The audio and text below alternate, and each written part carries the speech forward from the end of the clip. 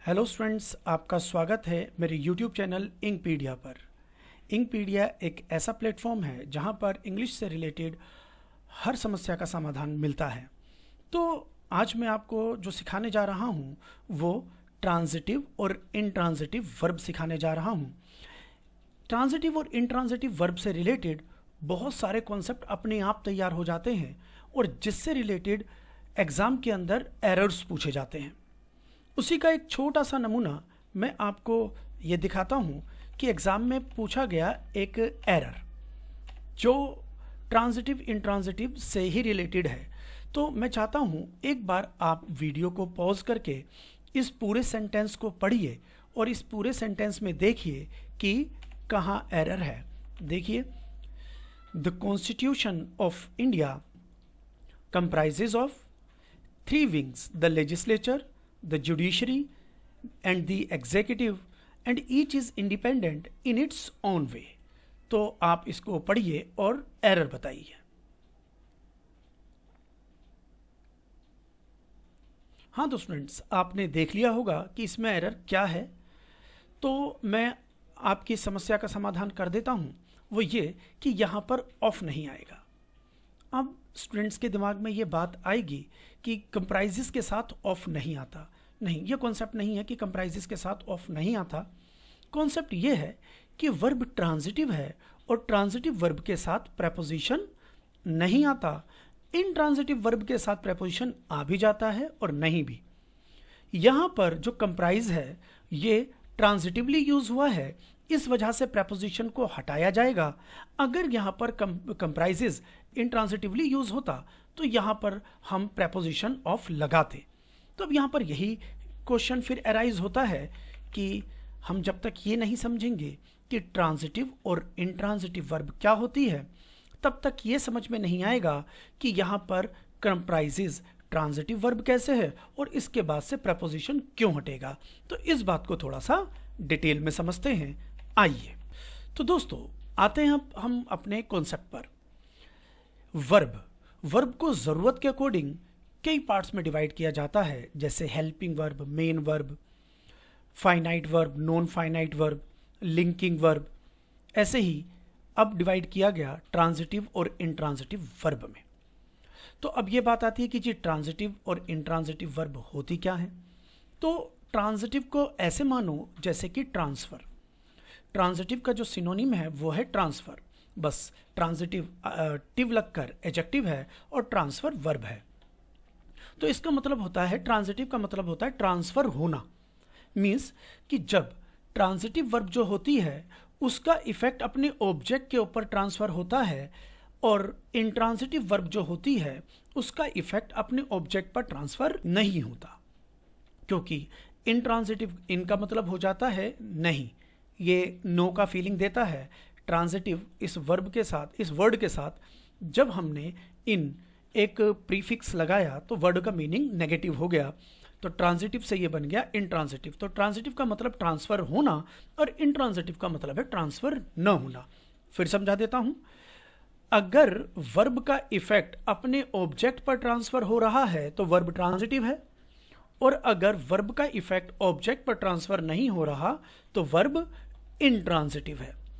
अब बात आती है कि ऑब्जेक्ट के ऊपर ट्रांसफ़र होना। तो फिर भाई ये भी समझ लेते हैं कि ऑब्जेक्ट क्या है। क्योंकि जो वर्ब अपने ऑब्जेक्ट के साथ होती है वो ट्रांजिटिव, और जिस वर्ब के साथ ऑब्जेक्ट नहीं होता वो वर्ब इंट्रांजिटिव होती है, वो वर्ब इंट्रांजिटिव होती है। और अब बात आती है कि जी ऑब्जेक्ट क्या आता है, कि ऑब्जेक्ट होता क्या है, कैसे इस्तेमाल होता है। तो अब बात आती है कि ऑब्जेक्ट क्या होता है। तो ऑब्जेक्ट बेटा तीन टाइप के होते हैं। पहला डायरेक्ट ऑब्जेक्ट, दूसरा इनडायरेक्ट ऑब्जेक्ट और तीसरा प्रेपोजिशनल ऑब्जेक्ट। तो पहले प्रेपोजिशनल ऑब्जेक्ट को समझते हैं। तो प्रेपोजिशनल ऑब्जेक्ट क्या होता है? The word after preposition.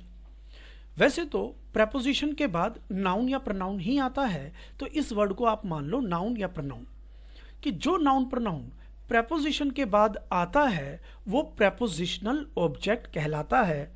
और दोस्तों ट्रांजिटिव इंट्रांजिटिव समझने के लिए प्रेपोजिशनल ऑब्जेक्ट की फ़िलहाल ज़रूरत नहीं है, ऐसे समझो कि अगर वर्ब के साथ डायरेक्ट या इनडायरेक्ट ऑब्जेक्ट होते हैं तो वर्ब ट्रांजिटिव है, और अगर वर्ब के साथ डायरेक्ट ऑब्जेक्ट और इनडायरेक्ट ऑब्जेक्ट नहीं होते तो वर्ब इंट्रांजिटिव है। इस बात को यहां पर जो हमने बोला कि वर्ब विद ऑब्जेक्ट और वर्ब विदाउट ऑब्जेक्ट, तो ये ऑब्जेक्ट कौन सा, ये ऑब्जेक्ट या तो डायरेक्ट ऑब्जेक्ट या इनडायरेक्ट ऑब्जेक्ट। तो अगर वर्ब के साथ डायरेक्ट या इनडायरेक्ट ऑब्जेक्ट है तो वर्ब ट्रांजिटिव है, अगर वर्ब के साथ डायरेक्ट या इनडायरेक्ट ऑब्जेक्ट नहीं है तो वर्ब इंट्रांजिटिव है। अगर आपको यह बात समझ में आ गई है तो हम अब ऑब्जेक्ट को और गहराई में समझते हैं। बात करते हैं डायरेक्ट ऑब्जेक्ट की। तो डायरेक्ट ऑब्जेक्ट होता है समथिंग। अब समथिंग मतलब कैसे समझे something, the answer of what.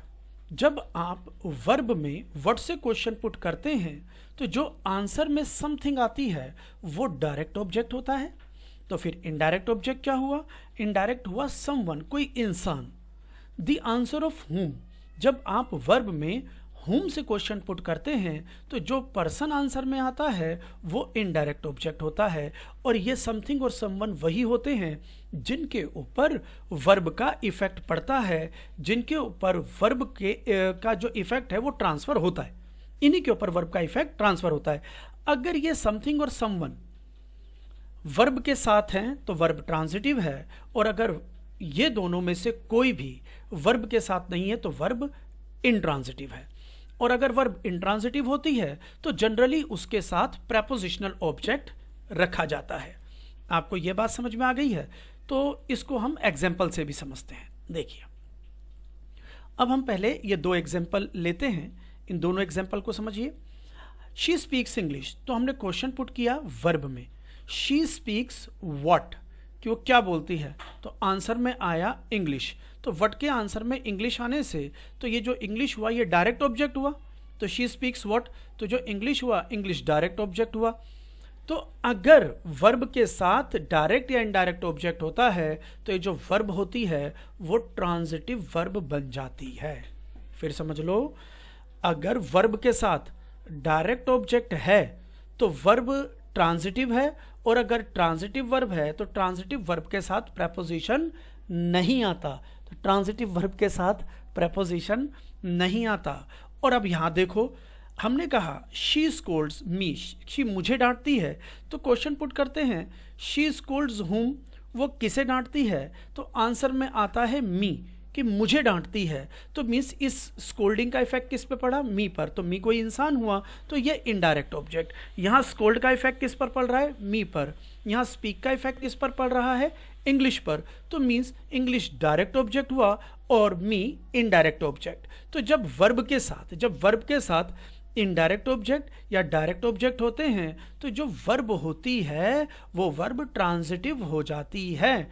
तो यहाँ पर डायरेक्ट ऑब्जेक्ट है और यहाँ पर इनडायरेक्ट ऑब्जेक्ट है, तो वर्ब ये स्कोल्ड्स और स्पीक्स ट्रांजिटिव वर्ब हैं, और ट्रांजिटिव वर्ब के साथ प्रेपोजिशन नहीं आता।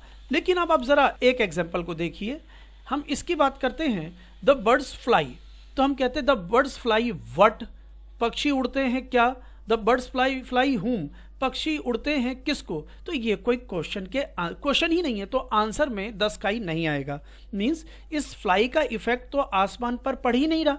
और दूसरी बात, अगर वर्ब का इफेक्ट पड़ता है तो किसी नाउन पर या प्रोनाउन पर ही पड़ेगा, ये समझ लो। वर्ब का इफेक्ट जो पड़ता है किसी नाउन या प्रोनाउन पर ही पड़ेगा, क्योंकि ऑब्जेक्ट या तो नाउन होता है या प्रोनाउन। और दोस्तों, अगर हम इन द स्काई बोलें, ये पूरे का पूरा नाउन फ्रेज जो है यहाँ पर एडवर्ब फ्रेज है, क्योंकि प्लेस की बात कर रहा है कि इन द स्काई एक प्लेस है, और जो वर्ड्स या फ्रेज या क्लोज प्लेस की बात करेगा वो हमारा एडवर्ब होता है, और एडवर्ब के ऊपर वर्ब का प्रभाव नहीं पड़ता। तो भाई यहाँ पर हम बात करें द स्काई, तो ये इनके बाद आ रहा है, तो ये पीओ मतलब प्रेपोजिशनल ऑब्जेक्ट है, और प्रेपोजिशनल ऑब्जेक्ट पर वर्ब का प्रभाव नहीं पड़ता। तो यहाँ पर वर्ब क्या है, फ्लाई। फ्लाई के साथ कोई व्हाट के आंसर में और हुम के आंसर में कुछ नहीं आ रहा, तो फ्लाई के साथ डायरेक्ट या इनडायरेक्ट ऑब्जेक्ट नहीं है, तो फ्लाई के साथ डायरेक्ट इनडायरेक्ट ऑब्जेक्ट नहीं है, तो फ्लाई क्या हुआ, इंट्रांजिटिव वर्ब, और इंट्रांजिटिव वर्ब के साथ प्रेपोजिशन आता है, ट्रांजिटिव वर्ब के साथ प्रेपोजिशन नहीं आता। तो इंट्रांजिटिव वर्ब के साथ प्रेपोजिशन नहीं आता। अब ये बात अगर आपको समझ में आ गई है तो हम वापस उसी क्वेश्चन पर आते हैं अपने, जो हमने शुरू में लिया था। जैसे यहां पर हमारे पास क्वेश्चन है the constitution of India comprises of 3 wings. तो हमने यहां पर पूछा the constitution of India comprises what, तो कॉन्स्टिट्यूशन ऑफ इंडिया किस चीज से बना है, तो वह आंसर में आता है 3 विंग्स। तो ये जो 3 विंग्स है ये डायरेक्ट ऑब्जेक्ट के रूप में आया। अब अगर डायरेक्ट ऑब्जेक्ट है तो कंप्राइजेज जो है वो ट्रांजिटिव वर्ब है और ट्रांजिटिव वर्ब के साथ प्रपोजिशन नहीं आता। तो अब माइंड में ये सेट हो गया कि जी कंप्राइजेज के साथ तो ऑफ नहीं आता, यही मान लो। लेकिन अब आप जरा इस बात को भी समझे, अगर आपको ऐसे लगता है कि कंप्राइजेज के साथ ऑफ नहीं आता तो तब आप इन 2 एग्जांपल्स को और देखें।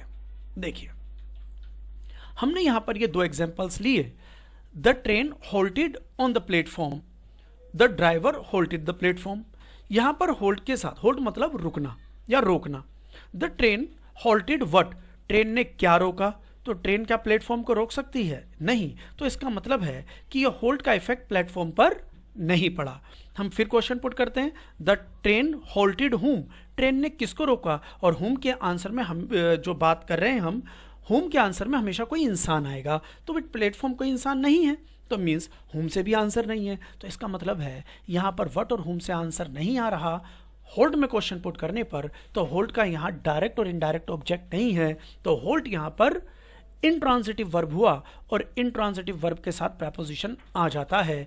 और इससे यह भी पता चलता है होल्ड का इफेक्ट प्लेटफॉर्म पर नहीं पड़ा, क्योंकि वर्ब का इफेक्ट हमेशा ऑब्जेक्ट पर पड़ता है। और ऑन द प्लेटफॉर्म अपने आप में, अगर हम द प्लेटफॉर्म की बात करें तो ये प्रेपोजिशनल ऑब्जेक्ट है, और अगर ऑन द प्लेटफॉर्म पूरे फ्रेज की बात करें तो ये एडवर्ब फ्रेज है, क्योंकि प्लेस की बात कर रहा है, ये एडवर्ब ऑफ प्लेस है। अब यहां देखें, the driver halted the train, driver ने ट्रेन को रोका। तो क्वेश्चन पुट किया जाता है the driver halted what, driver ने क्या रोका, आंसर में आता है द ट्रेन। तो अब व्हाट के आंसर में आया तो डायरेक्ट ऑब्जेक्ट। अगर वर्ब के साथ उसका डायरेक्ट या इनडायरेक्ट ऑब्जेक्ट होता है तो ये जो वर्ब होती है वो ट्रांजिटिव होती है, और ट्रांजिटिव वर्ब के साथ प्रपोजिशन नहीं आता। तो अब मैं क्या कहना चाहता हूं वो ये, जिस स्टूडेंट ने ये होल्ड मतलब ये सेंटेंस पढ़ा और ये सेंटेंस पढ़ने के बाद होल्ड के लिए एक व्यू बना लिया कि होल्ड के बाद प्रपोजिशन आता है, तो वो भी गलत है। और अगर किसी स्टूडेंट ने इस सेंटेंस को पढ़कर होल्ड के साथ अपना ये व्यू बना लिया कि होल्ड के साथ प्रपोजिशन नहीं आता, तो भी गलत है। दोस्तों ऐसे याद नहीं करना कि होल्ड के साथ प्रपोजिशन आता है या नहीं आता। आपको ये देखना है सेंटेंस में होल्ड ट्रांजिटिव वर्ब के रूप में यूज हुआ है या फिर इंट्रांजिटिव वर्ब के रूप में। अगर वो इंट्रांजिटिव वर्ब के रूप में यूज हुआ है तो प्रपोजिशन लग जाएगा, अगर वो ट्रांजिटिव वर्ब के रूप में यूज हुआ है तो प्रपोजिशन नहीं लगेगा। तो यहां मैं बस एक स्टेटमेंट में इस बात को खत्म करता हूं, वो ये कि बेटा जी याद नहीं करना कि किस वर्ब के साथ प्रपोजिशन आता है और किसके साथ नहीं। आप ये देखना वर्ब ट्रांजिटिवली यूज हुआ है या इंट्रांजिटिवली। अगर ये बात समझ में आ गई है तो फिर वापस आ जाओ कंप्राइजेस पर, कि अगर हम याद कर लें कि कंप्राइज के साथ प्रपोजिशन आता है या नहीं आता, दोनों स्टेटमेंट गलत हो जाएंगी। कैसे? देखिए, हमने कहा दिस बुक कंप्राइजेज 200 पेजेस, तो क्वेश्चन पुट हुआ दिस बुक कंप्राइजेज व्हाट, कि ये बुक में क्या है।